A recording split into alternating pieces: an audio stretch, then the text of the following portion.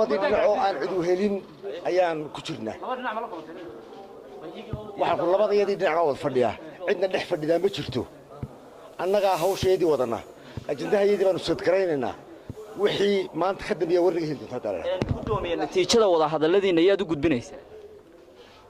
waxa weeyaan golaha leh golweynaha leh cid imika sugayso oo loo gudbinayaa ma jirto guurtidiina hadday noo dhammaato waxaan ku wargelinaa oo dhammaysanay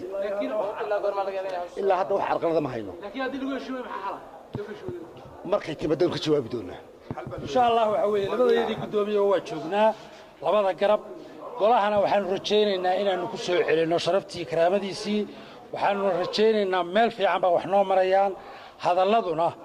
waa kolley raggayagii meesha wada joogay ee saaxiibada ahaa dhib weyn oo jirtaana ma jirto taladana waanu isugu imaanaynaa marka aanu gabagabaynana warka waanu idin siin doonaa aad iyo aad baanu hadalladu niman 8 sano meesha wada fadhiyay baanu nahay dhib naga dhaxaysa ma jirto